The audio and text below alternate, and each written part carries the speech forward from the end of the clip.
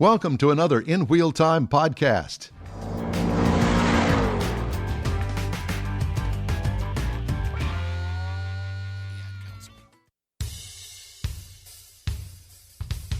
Howdy, we are your go-to award-winning car talk show, In Wheel Time. Coming up, we talk with John Rawson from Apex Motorworks. Is that right?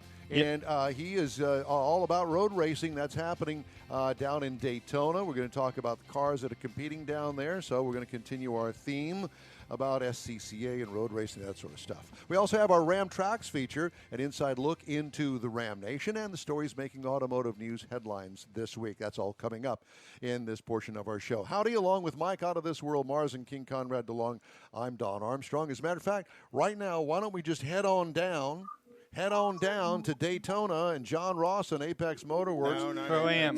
I'm sorry. Pro-Am. Hey, did you guys hear Pro-Am. me? Oh, I'm sorry. Yes. Yeah, we can hear you. John, how you doing? I'm doing good, Conrad. How are you guys? Oh, Awesome. What? I can't hear you. The car's going by. Oh, look at that. Out there at Daytona. That's fun. Can you see it? Okay, I'm trying my best. I'm a first-time Zoom caller, so there you go. Rotate your phone 90 degrees so we see it in landscape, and then it gets us a wider picture. There you go. Oh, much better. All right. Thank you. So, Okay, how's it going, guys? well, good. And you? Oh, well, it's hot. It was raining earlier. We ran the first hour and a half of the race in the rain. Cleared out now, drying up, and everybody's going a lot faster than they were. So, John, I have to ask you, what kind of cars are running behind you out there at 1,000 miles an hour? I'm sorry, I can't hear you, Don. I'm sorry. Tell us what classes of cars are running out there, John. Okay, so this is the World Racing League, WRL, and there are 5 classes of cars. The fastest is called GTO. That's for like Porsche Cayman GT4s, BMW M2 competitions, stuff like that. Really fast, high-dollar cars. Our car is an older M3. It runs in the next class down called GP1. GP1, GP2, GP3, GP4. They're all power to weight based classes. So just sort of depends on how much horsepower you got and how much you weigh, and that's where you end up. And how is this in the restart of all of the pandemic and stuff? Is this kind of their first event since the Yes, it is. Yeah, so we actually did their last event right before the pandemic started. That was at Barber Motorsports Park. And then the week later, they started all the lockdown, and this is our first race back. They had to cancel, I think, 2 or 3 events in between. But this is our triumphant return to racing, and it's a lot of fun. We do have to do a few extra things for the COVID. We have to wear masks when we're not in our pit stall. John, I need you to hold that microphone up to your mouth so we can hear you better. But it's been pretty trouble-free. John, we need you to hold that microphone up to your mouth so we can hear you a little bit better. Okay, can you hear me now? Yes, that's much better. So Okay, with this, is WRL going to try and get their whole season back in, or as they compress it into a shorter period of time, or what's their plan? I think their plan is to hold all the rest of the events as scheduled, based on the tracks, and when if the tracks are going to be allowed to host events. So I honestly don't know when the next one is. We're not planning to do another race until COTA, Circuit of Americas, in December. Okay. Hey, but you guys, it sounds like you get to all of the big tracks. You're at Daytona, you've been at Skip Barber, you're going to COTA. Are you guys going to be at Laguna Seca? I don't think we run there. Okay. We don't run at Laguna Seca, do we? No, we don't run at Laguna Seca. Because, I mean, it's fun to see that class of cars running at all the big-name tracks and the history. It is. It's really, it's great for us amateur guys, that are paying for all this ourselves. We get to go race at the finest facilities. This place is amazing. And the staff here is super nice, very helpful. And, yeah, we love it. We've been back. This is our 4th time to race here. And we're going to keep coming back as long as we can because it's so much fun. John, what kind of car did you on there? We have an older 97 M3 BMW. It's got a lot of neat aero stuff on it, so we're running pretty solid right now in our class. Let me see, there's about 45 cars overall running, 14 in our class, and we're bouncing around between second place and fifth place, depending on the pit stops. And so is this a timed event or a mild event? Yeah, this is a timed event. It's 14 hours. Oh, so my gosh.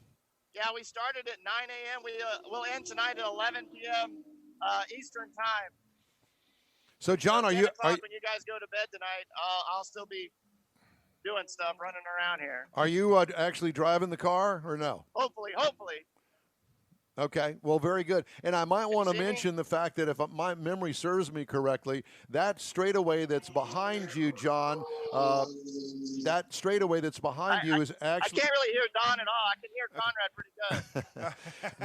So that straightaway that we're looking at behind you is actually the finish line of the NASCAR track, and as they come to the end of that, they dive into turn one. Because you guys are basically running the same road course that everybody else that runs major road circuits. Exactly. Yeah, we run the full road course here, just like the IMSA 24 Hours does in January. So on the back straight and the front straight, where you kind of hit max speed, what speed is your M3 running? Yesterday in practice, we hit about right at 150. Oh wow! In our car, and today it's a little slower because of the rain, but it's drying off, so we may get that pass later on here in a little bit once the track's completely dry. And John, you are one of the drivers, right? You take a turn behind the wheel. That's right. Yeah, I've got 3 other teammates that were all drivers and pit crew and mechanics and everything. So we all share basically all the duties, to keep this operation going. And do you find Did you choose the M3 because you find it to be relatively trouble-free and doesn't require a lot of, other than the normal maintenance of tires and such? Knock on wood, yes. It's been a pretty trouble-free race car. We do have to do, obviously, quite a bit of maintenance. And, we bought it it was already a race car for a different kind of series. And we had to make some modifications to it so that it would run endurance races. We actually kind of had to depower it a little bit so we would fit in the class just fine. But we've made some other upgrades, larger brakes, better gearing, stuff like that, so that it would be more competitive. So in the course of a 14-hour race, will you have to put brakes on it?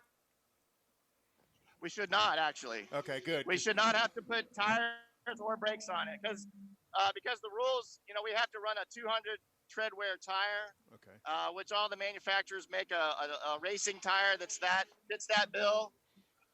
But they are really long lasting. The series is sponsored by Hankook tires. We are not running Hankooks this event. We're running some Dunlops that we had already purchased prior.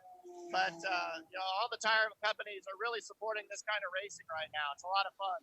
So, John, let me ask you. So, there's 4 of you. How long do you sit behind the wheel when you're driving? I mean, how do you separate 14 hours worth of driving? Well, that's sort of it's hard to figure that out. We kind of figured that out on the fly. Our first driver is still in the car, so he's been in for 2.5 hours. Oh my gosh. He's going to try to stay in for another tank of fuel, which we're going to have to add here shortly. And if he doesn't wear out, he'll probably be done driving after that stint. The other 3 of us will try to go 2.5, 3 hours at a time. Just kind of depends on how the math works out. Sometimes we'll get out, take a break, and then somebody else will get in and go and stuff like that. So there's a lot of strategy. You're not really involved. set up in anything specific. And how long will a tank of fuel last?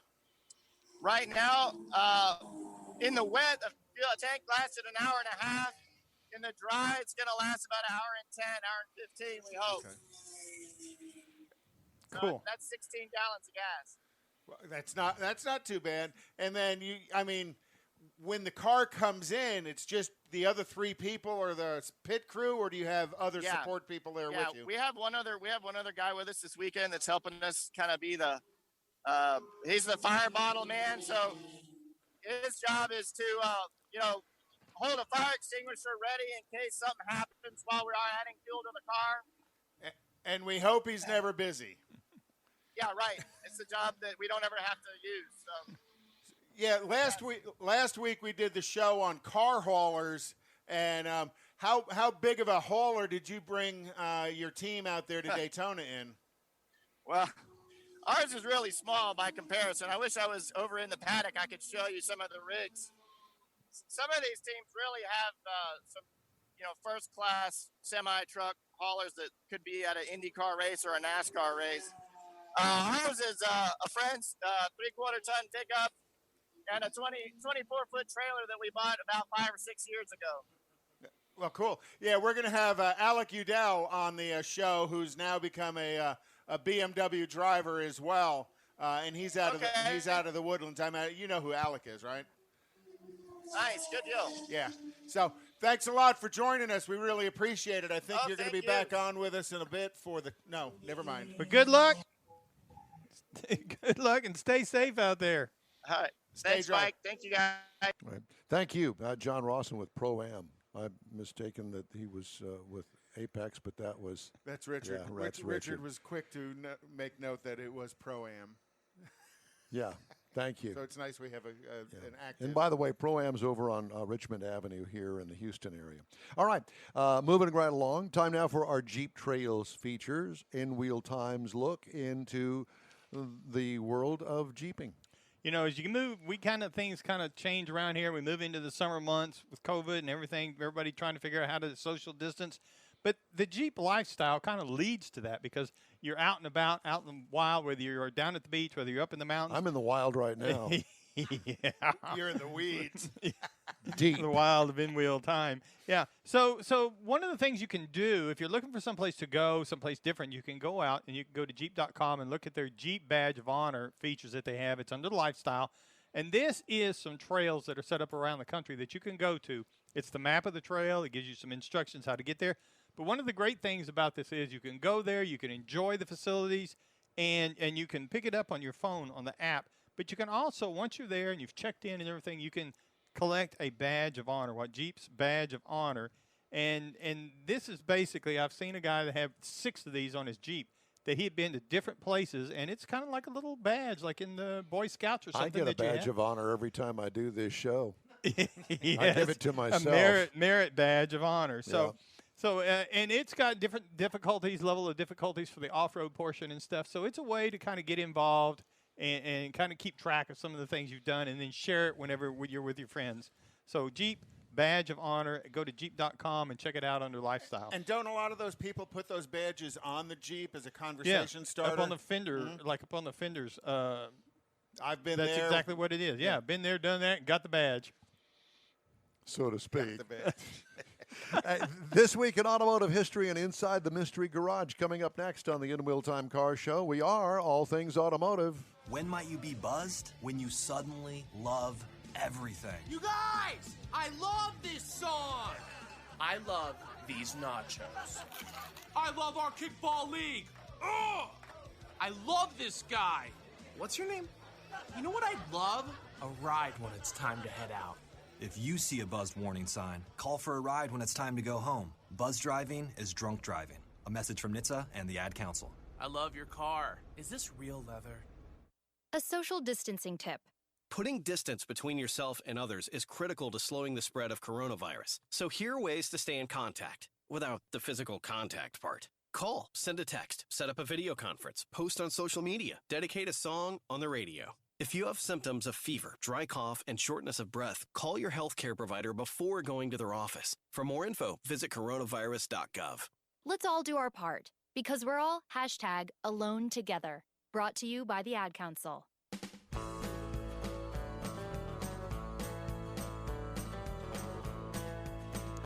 It's the In Wheel Time Car Show.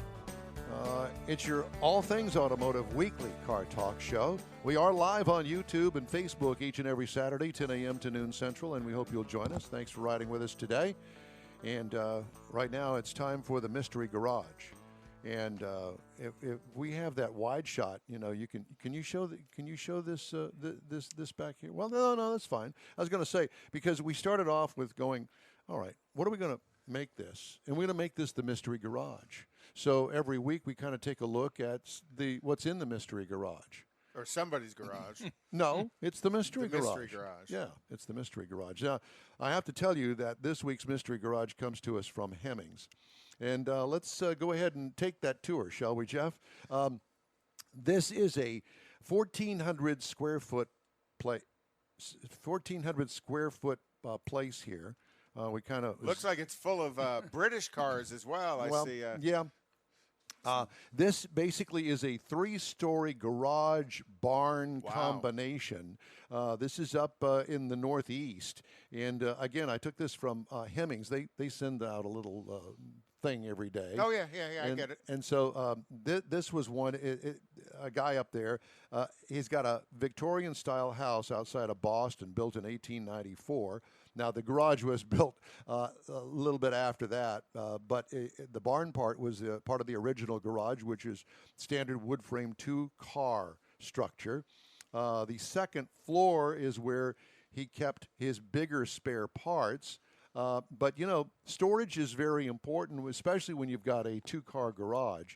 And we're going to show you some bins that he had set up. You know, you can buy the shelves that, Lord knows I've got plenty of them around here, really cheap. And you can buy them at Home Depot, whatever. They come with a particle board shelf, but we found out that in today's moisture-laden Houston area, particle board turns to mush. Well, it does, and it sags if you. Yeah. Before it turns to mush, it gets soft. Lots of things sag when you get old and wet. You would know about the wet part. I don't know any. It's just a humid room here, Don. That's what it was. Well, he's got a pretty interesting collection of stuff there. I see BMW 2002, some MG stuff. But I wanted to point out the fact that plastic tubs like that, you can kind of see through. Those are cheap at Walmart. Mm-hmm. And the shelves are really cheap as well at Home Depot. And, you know, it makes retrieving parts really easy when you kind of compartmentalize everything. I wanted to make that a point. In the next photograph, the 26-foot area has the workbench on it. And you notice that he's kind of split up his workbench. So he's got the top part of the tool chest on the workbench. And the roll-around is next to an actual parts cabinet over there, the bright red one. And the sandblaster in front of him, or the parts cleaner in front of him with the Cooper Tire sign on it. Yeah, and this is a working garage, but you know what I really like about this? I love the wooden floor. Yeah. And that just really kind of makes it. Clearly, he has sanded it. He's fixed it all up. But you'll notice as well that underneath the cars, he does have an impermeable pad down there. Yeah. So he doesn't get oil soaked. Yeah, you don't want that oil soaked stuff. No, we don't do any of that. Now, as far as lighting is concerned, cheap. These lights that I have in here in Studio A, I bought those, and they were about $12 a piece. Actually, at I remember Home you Depot. called me when you were buying them. Yeah, and these are LEDs because I used to buy fluorescents, and what a total pain. But you know, I'm old school.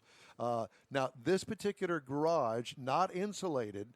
However, with 5 months of really cold weather up there, it's too much to work in the cold, and he's working on getting a heater in there. Well, and too much wood and open flame heater probably wouldn't be a good mix. No, but you'd have to do your homework on exactly what kind of heater you wouldn't want to put a floor heater. Well, in I'll be honest with you. He's got the garage is full of British cars, so he's used to not having any heaters. Probably half of the electrical system doesn't work either. Oh, sorry. There's all of that. I remember the 1975 Chevrolet Monza that I had just purchased from Richardson Chevrolet. And I was taking a trip up to Dallas right after I bought the car. And it was cold outside. It was going to a bowling tournament of all things. And guess what? The heater didn't work. The heater didn't work. Oh, gosh. All the way up there, all the way back. Blankets galore, but it still wasn't enough. Well, he's got a cool little collection of Triumphs and stuff in there, including a couple of them in projects. I saw that garage, and I thought, this has got to be the mystery garage this week. Okay, enough of that. Hey, if you're a member of a car, truck, or Jeep club, we'd like to put your bunch in our car club spotlight. All you have to do is shoot us an email with the contact information. That's info@inwheeltime.com. Time now for This Week in Auto History, and Conrad has that. So Alice Hoyer Ramsey, a 22-year-old housewife in 1909 and a mother from New Jersey, became the first woman to drive across the United States with three female companions, none of whom knew how to drive a car. Insert comedy line here, because to this day, there's still an issue with it. In 1939, Scottish race We're going to car... get mail on that. Send it to info@inwheeltime.com. In 1939, Scottish race car driver Jackie Stewart was born. In 1947... Is he still alive? Yes, he is. Is he? And he's still, well, Formula One's kind of down Didn't at the he moment. get fired from the Indy 500? Not that I recall. Well, no, but the whole, you mean as far as an announcer? Yeah. I don't remember that he got fired, but the announcing changed away from ABC and went to somebody else, and he didn't go with it when that happened.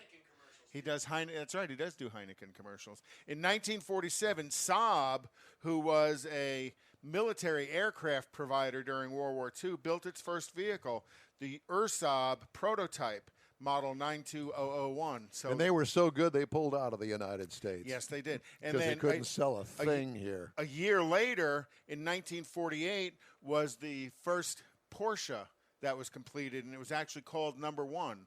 Ferdinand Porsche built his own car in this little sawmill in Austria. Didn't I read something recently about that car being found? Oh, yeah. They have that car in the museum. Okay.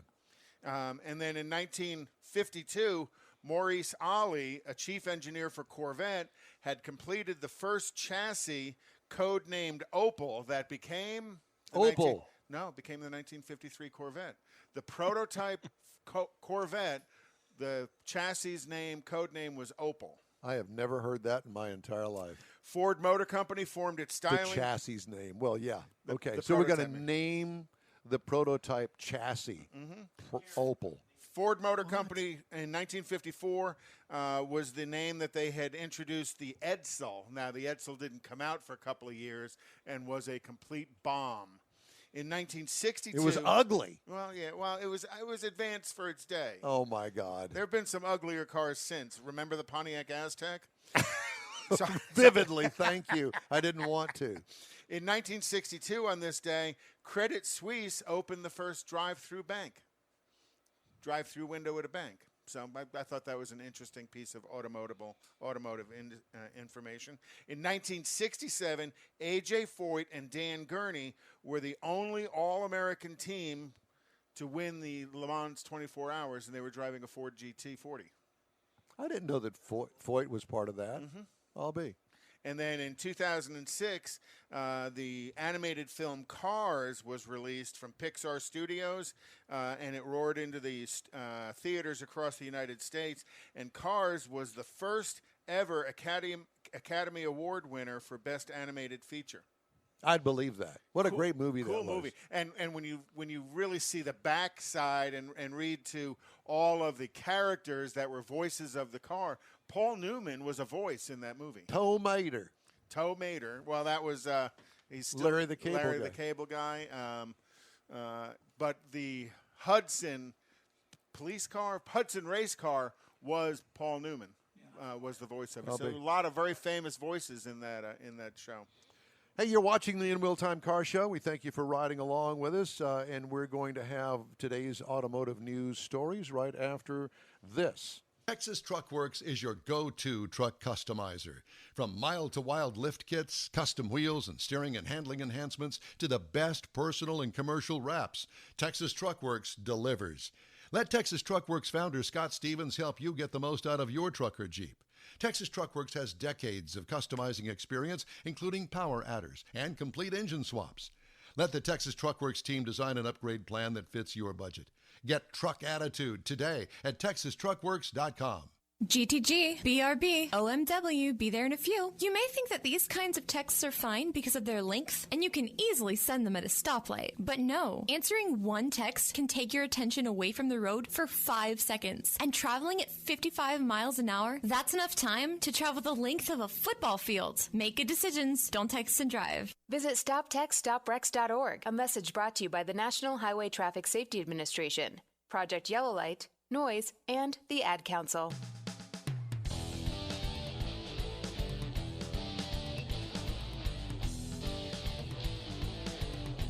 It's in Will time. Thanks for joining us today. For those of our viewers that are well-heeled, I just wanted to tell you about... well-heeled? Well-heeled. Did you like that? Yes, I did. I don't know where these things come from. But anyway, Bentley Motors Incorporated is recalling more than 6,000 vehicles globally, including 1,900 of them here in the U.S. over a leak in the fuel line quick connector. Oops. The vehicles are the Bentayga V8 SUVs. What are those? That's their couple of million? Yeah. They were built between January of 2018 and March of 2020, mostly for the U.S. market. The recalled components in the vehicle are the fuel system, gasoline hoses, lines, piping, and fittings, according to National Highway Traffic Safety Administration. They'll rename it to the Flaming Spur. If a leak occurs, there will be an odor of fuel and a risk of a thermal event. Steve Apking's watching us, and Steve Apking knows what thermal event is. He's one of the engineer friends of mine up in Detroit. Fire. Fire.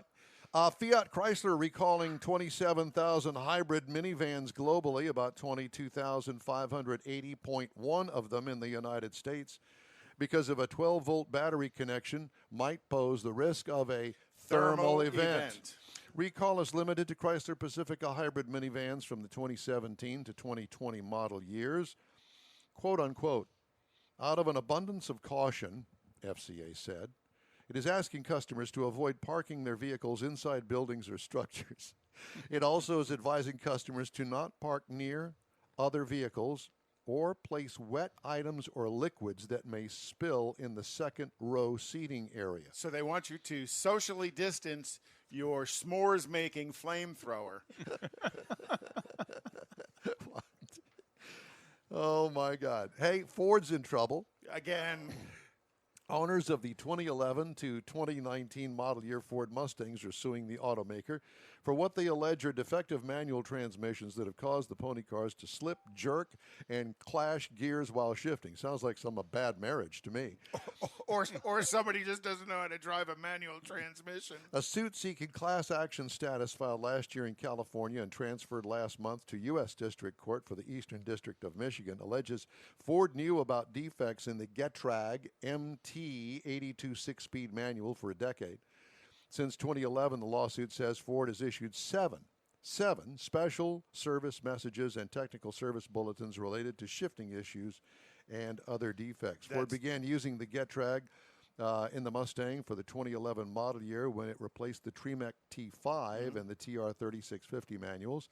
They began receiving complaints shortly after the MT82 transmission's launch. Oh, that's not good. When they have that many bulletins on one, they're going to lose that one in court. Back to school on that mess right there. And one more, since we're on the subject of Ford Motor Company. You ready? Ford Motor Company said Wednesday it'll recall 2.15 million U.S. vehicles with potential faulty door latches.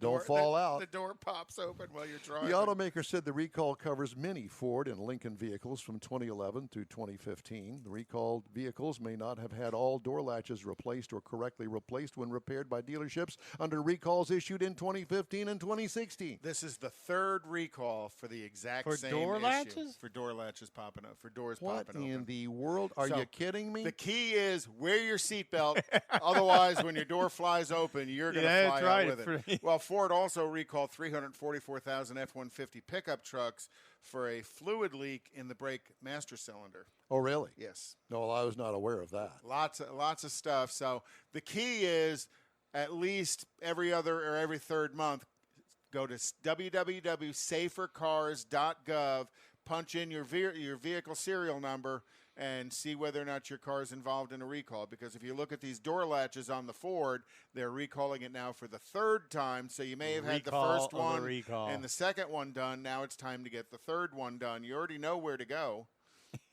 And you got to wear your seatbelt in case the door comes open or it don't stop. Either one. Yeah, and prepare for the fourth one, right? Honda this week experienced a pretty massive cyber attack that actually shut down production operations here in the United States. Seriously? Yeah. So it only shut them down for a couple of hours, but the more everybody jumps on the internet and how intermingled that is with what goes on in the assembly plants, what goes on in the banking industry and the hotel industry, lots and lots of people are becoming cyber attacked. And I think what's going to happen is some of those facilities, some of those business operations are going to have to be what's called an intranet that is not hooked to the open worldwide internet. So, but yeah, they shut down production in Marysville as well, which is where they build all the Accords. Well, I've had a little mess up over here. That's why I was adding some of my news. Well, to thank your you very news. much, and I certainly appreciate it. So we're not going to have any opening music until I can get all that figured out, but this is the end of our first hour of our program, or segment 2, as it were. So why don't we just go ahead and start segment 3 and the second hour of our program right now. So from Studio A in Texas, USA. Hey, thanks for checking us out. Don Armstrong saying be sure and join us live every Saturday, 10 a.m. to 12 noon Central Time on YouTube, Facebook, and InWheelTime.com. Our podcasts are also available on Apple Podcasts, Spotify, Stitcher Radio, iHeart Podcast, TuneIn, Google Podcast, and Podcast Addict. We'll see you next time.